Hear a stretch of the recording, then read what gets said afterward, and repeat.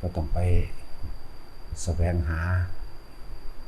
ทางอื่นดอกบ่ว่าสิเป็นวิชาความรู้บ่ว่าสิเป็นครูบาอาจารย์หรือว่าหยังก็แล้วแต่เพราะว่าทุกอย่างมันอยู่ในตัวเฮาแล้วลมหายใจอยู่กับเฮากายก็อยู่กับเฮาอยู่แล้วจะหนีออกจากรูปกับนามกายกับใจรูปกับนามขันธ์ห้าเนี่ยหลักใหญ่มันสิบ่มีการเวียนว่ายตายเกิดอีกมันก็อยู่นำเฮาเองเลยเพิ่นเป็นแต่เพียงผู้บอกเด้มันเฮาสิไปหาเพิ่นองค์ใดก็สั่งเพิ่นก็เฮ็ดให้เฮาบ่ได้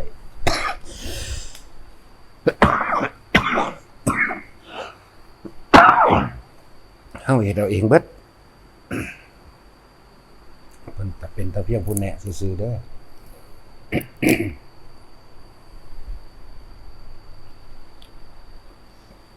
ทุกอย่างพุทธเจ้าบอกไว้เบิดแล้ว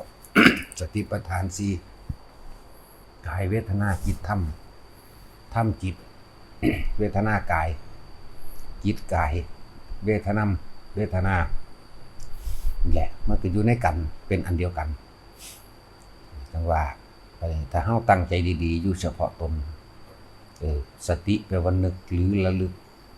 รู้สึกโตอยู่กับลมหายใจเข้าออกของเจ้าของเองนี่คือตัวจิตควบคุมเอาไว้ควบคุมความคิดบ่ให้มันไปหม้องอื่นคิดถึงแต่ลมหายใจเข้าออกเข้าออกอยู่เฉพาะเจ้าของเองนั่นแหละบ่ว่ายืนบ่ว่าเดินบ่ว่านั่งบ่ว่านอนอิริยาบถแรกเฮาก็นั่งฝึกซะก่อนเลยอิริยาบถ2เฮาก็ยืนฝึกไปอิริยาบถ3เฮาก็นอนฝึกได้อิริยาบถ4เฮาก็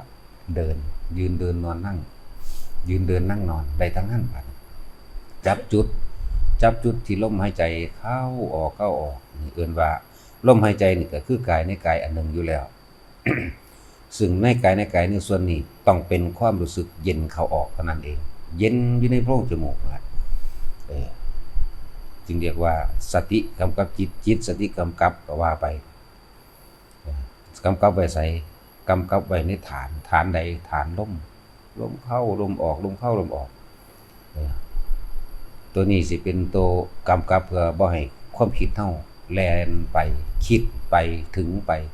คิดถึงบุคคลสัตว์สิ่งของอยู่กับมันเข้าคักๆอาการปิติก็เกิดขึ้นปิติมันก็มี5อย่างแต่ว่าเฮาสิจับเอาทั้ง5ทั้งเบิดก็บ่ได้แต่ว่าสิบอกไว้ดูว่าเวลาจิตมันนิ่งมันเป็นอารมณ์อันเป็นหนึ่งแล้วมันตั้งมั่นดีแล้วในเพียงแค่ปัฐมะแปลว่าขั้นต้นอาการปิติก็จะเกิดมีกุตกายปิติขนลุกขนพองสยองก้าวกานิกาปิติปลื้มจิตใจลงไปน้ำสะอึกสะอื้นน้ำตาไหลภรณาปิติมีความโยกหน้าหลังซ้ายขวาหรือหมุนไปโอกันติกาปิติมีเห็นแสงวับๆแบบหรือเห็นแสงสว่างหรือเห็นนิมิตต่างๆก็แล้วแต่อยู่ในหมวดเดียวกันบางครั้งก็เกิดอาการร่างกายใหญ่ขึ้นตึงขึ้นยืดขึ้นหรือบางทีก็วูบลงทั้งเบิดนี้บัดเฮาสิใส่วิธีในการว่าเฮาต้องจับจุดใดจุดหนึ่งเพื่อบ่ให้มันเคลื่อนเพื่อบ่ให้มันสงสัยหลายแต่ว่าความสงสัยที่คลายความเห็นคลายเหตุคลายผลมันออกมานี่ก็คือบอกไว้แล้วบอกว่าปิติมันหาอย่างแต่ว่าบัดเฮาสิสร้างฐานที่ตั้งแห่งจิตขึ้นมาต่างหากก็คือใส่อยู่ระหว่างกลางหน้าผากเองนี่คือเป็นข้อปฏิบัติหรือหลักสูตรของเฮาเป็นของเฮา ที่เป็นเฉพาะสำนักเฮานะทุกคนตั้งอยู่ในฐานเดียวกันนี่ลมหายใจเข้าออกลมหายใจเข้าออกอยู่กับมันจังซั่นอาการแต่ว่าคือฝึกให้มันเป็นซะก่อนอันนี้เป็น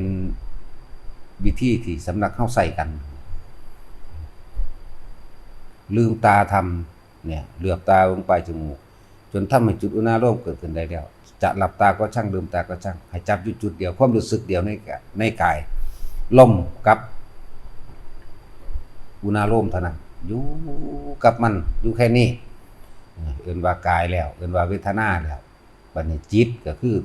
ตัวคิด มันสิคิดไปฝุ่นคิดไปพี่ดึงกลับมาคิดไปแล้วดึงกลับมาคิดไปแล้วดึงกลับมาดึงกลับมาดึงกลับไปจนกว่าสิแน่ใจและมั่นใจอยู่ในความรู้สึกแห่งกายอันเป็นอาการเรียกว่าปราโมทย์เกิดความอิ่มเอิบเบิกบานจิตมันตั้งมั่นเป็นสมาธิแล้วมันสิเกิดความปัสสัทธิจิตผ่อนคลายหมายถึงบ่ไปคิดถึงบุคคลสัตว์สิ่งของบ่กระจายความคิดไปหาเรื่องราวต่างๆอันเป็นอดีตอนาคตก็เกิดบ่ได้ถ้าบ่คิดไปถึงอดีตเรื่องราวต่างๆแล้วบุคคลสัตว์สิ่งของจิตเกิดความอิ่มเอิบเบิกบานปลื้มปีติปราโมทย์ปัสสัทธิสมาธิเกิดจิตตั้งมั่นเข้าสู่จิตว่างคลายความกำหนัดยินดีต่างๆออกเลยเกิดกลายเป็นอุเบกขาเป็นเฉยๆโดยความรู้สึกโดยความรู้สึกภายในความรู้สึกของเฮาที่สิบ่มีความรู้สึกแบบไปตั้งมั่นยินดีพอใจกับสิ่งใดสิ่งหนึ่งแต่ว่าสิอยู่กับความอิ่มเอิบเบิกบานอันนี้แหละนี่แหละแต่ตัวปัญญาคือตัวใดสังเกตความคิดตัวปัญญามันทั้งมีตัวรู้ของมันต่างหากดอกทั้งสิเป็นดอกบางที่ก็เห็นกายเจ้าของอยู่กับลมหายใจอยู่นิ่งๆบางทีก็เห็นกายเจ้าของอีกอันนึงอยู่ต่างหากอันผู้รู้นี่ซ่อนเล่นอยู่ไสล่ะเลยมาเปรียบว่ามันรู้มันเหมือนกับแต่บ่มีโตแต่เห็นตัวเองย่างออกจากร่างกายมั่งเห็นตัวเองไปนอนอยู่มั่งยืนมั่งเดินมั่งเหาะเหินอากาศมั่งแต่ว่าตัวเองตัวหยาบคือตัวกายเนี่ยก็เห็นคือกันนี่มันเหมือนกับว่ามี3ร่างกายนี่ถูกรู้ถูกเห็นความคิดหรืออีกอันนึงที่มันละเอียดออกไปอีกก็เห็นแต่อันรู้จักรู้อยู่หม่องใดล่ะแต่ว่าหังรู้เพิ่นเอิ้นว่าสติกำกับจิตก็ได้ก็ว่ารู้ล่ะมันสิหลายซื่อรู้เห็นกายนั่งเห็นอีกอันนึงคันแสดงไปต่างๆนานาก็รู้อยู่กับมันแต่ว่าบ่เป็นไปตามมันบ่เป็นไปตามตัวอันของละเอียดของกายอีกอันนึง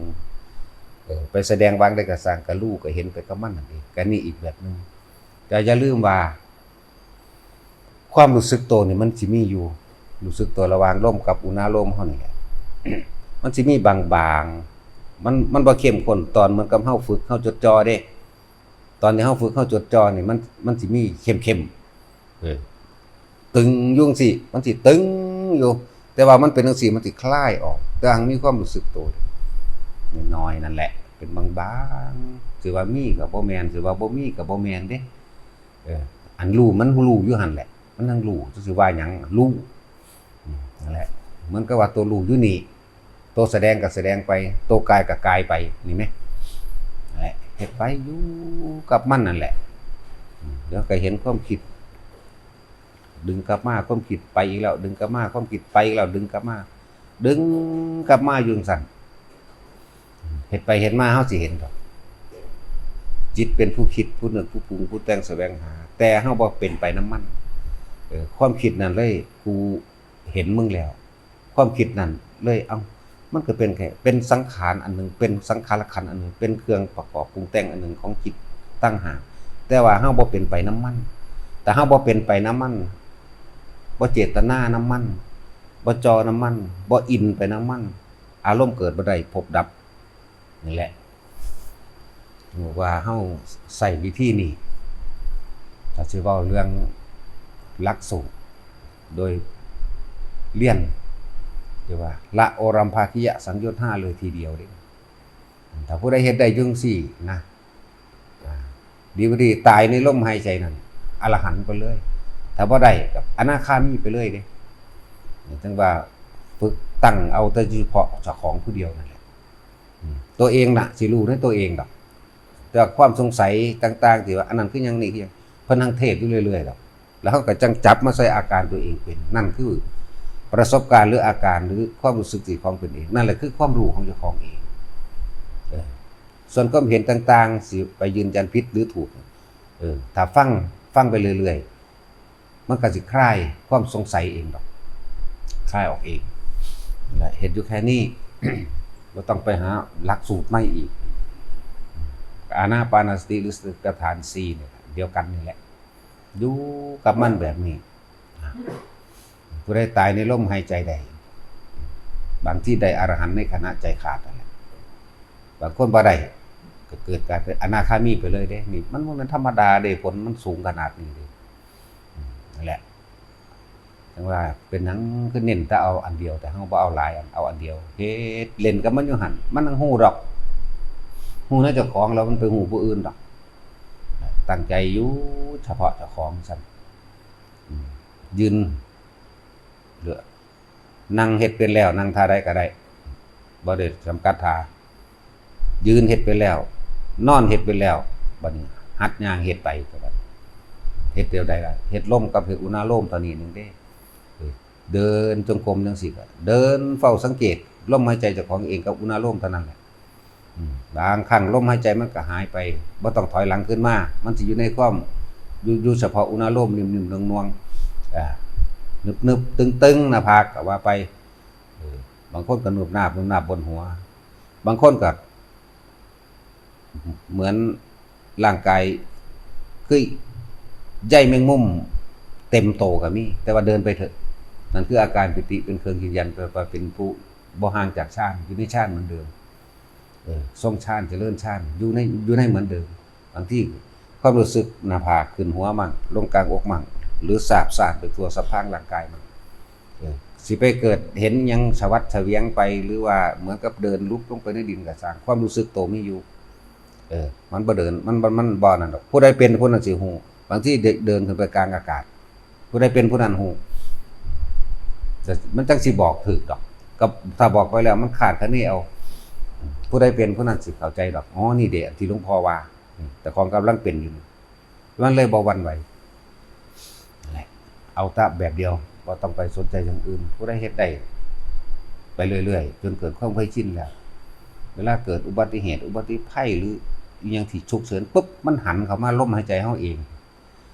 แบบเป็นอัตโนมัติเองขึ้นอยู่กับเฮาฝึกให้มันชินนะทำให้บ่อยทำให้มากทำให้ชินทำให้เป็นดุจดังยาเนี่ยมันหมุนมันสิปึ๊บก็มาเองดอกแต่ว่าถึงข่าตายอุบัติเหตุปึ๊บเฮาสิรอดแบบน่าอัศจรรย์บ่เจ็บบ่ปวดบ่หยังละแม้กระทั่งโรคภัยไข้เจ็บนะหายได้ผู้ใดเป็นโรคก็ดีเฮ็ดอยู่จังซี่แหละแต่เอาอาการปิตินั่นแหละเป็นเครื่องยืนยันว่าเป็นผู้ทรงฌานเจริญฌานจังว่าฝึกเอาล้วนแล้วถ้าเป็นประโยชน์แก่ตนทั้งนั้นแหละบ่ไปหาไผได้อันนี้มันเป็นเรื่องเฉพาะตนเลยแล้วก็บ่ไปยุ่งยากกับไผอีกสตินึกเข้ามาสู่ลมเข้าลมออกอยู่พอส่ำนี้เฮ็ดไปเถอะหน้าเฮ็ดไปเข้าตายแม่นบ่เฮ็ดก็ตายอยู่แล้วแต่ว่ามันต่างตายเท่านั้นเด้ร่างกายนี่เฮ็ดจั่งใดก็ตายอยู่แล้วนั่นแหละเฮาจึงบ่สงสัยความตายแล้วก็บ่หวาดคั่นคาบกลัวนิดหน่อยบ่มีเลยคำว่าย่านตายบ่มีซื่อๆอยู่บ่คิดพอพู้นดอกไปนั่นแหละเวลาสิเป็นหยังมามันสิหุบเข้าลมเองดอกต่างๆมันสิร่วมเข้าลมเจ้าของเองดอกเพราะเฮาฝึกชินแล้วมันสิร่วมพึบเข้าลมความรู้สึกทางกายทั้งเจ็บทั้งปวดบ่มีซะด้วยซ้ำไปนั่นแหละบ่มีเลยทั้งหลายทุกคนฝึกไปเถอะมันชินไปส่วนโรคภัยไข้เจ็บผู้ใดที่มันเป็นอยู่แล้วนั่นน่ะมันนั่งหาย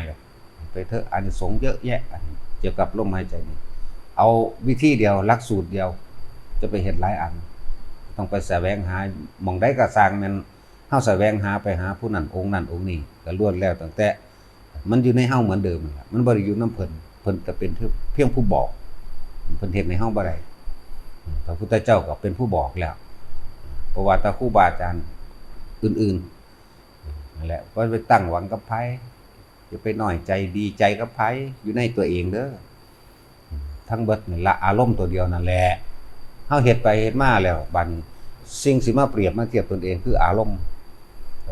ถ้าเรายังมีความพอใจอยู่ความไม่พอใจก็อยู่นำกันนั่นแหละสัตว์ทั้งหลายมันว่าจะเกิดเพราะอารมณ์ความพอใจนั่นแหละแต่ความบ่พอใจกันอยู่ในกันเด้กับความพอใจกับไม่พอใจคือสิ่งเดียวกันล้วนแล้วแต่เหตุให้สัตว์ทั้งหลายล้วนแต่เกิดวิธีสังเกตเจ้าของเองว่าเจ้าของละกิเลสไปมากน้อยเพียงใดละคือละอารมณ์นี่เรียกว่าภาษาบาลีมันว่าอาสวะ อารมณ์ที่ยังคล่องอยู่ คนมันคล่องอยู่กับความพอใจเท่านั้นแหละแต่ว่าความบ่พอใจมันบ่อยากเอาแต่ว่ามันก็เอามานํกันแหละคล่องอยู่กับความยินดีพอใจนั่นตราบใดที่เฮายังมีความยินดีพอใจตราบนั้นเฮายังเกิดนี่คือตัววัดเจ้าของเองเด้อบ่ต้องให้ไผมาวัดเฮาดอกตัวเองวัดตัวเองเลยอาสวะขยะยานตัวนี้เหมือนกันเบิดสุขวิปัสสกวิชา3อภิญญาตลอดทั้งสุขปฏิสัมภิทา4นี่ก็สร้างอารมณ์ตัวเดียวจากนี่เป็นตัวเสมอกันความสมาธินั้นต่างกันแต่สร้างมันคือไปเงิดบ่ต่างตรงที่ตายเหมือนกันเป็นบอกพระโมคคัลลาภาษาลิบุตรความสมาธิในการแสดงธรรมความสมาธิในการแสดงฤทธิ์ตายพอกันแต่ว่าสิ่งที่เสมอกันบ่ว่าแต่พระพุทธเจ้าพระปัจเจกอรหันต์ทุกประเภทอาสวะขยะหายเบิดคือบ่มีอารมณ์ความยินดีพอใจในสิ่งทั้งหลายทั้งปวงอีกแล้วเรียกว่าธรรมนั่นเองก็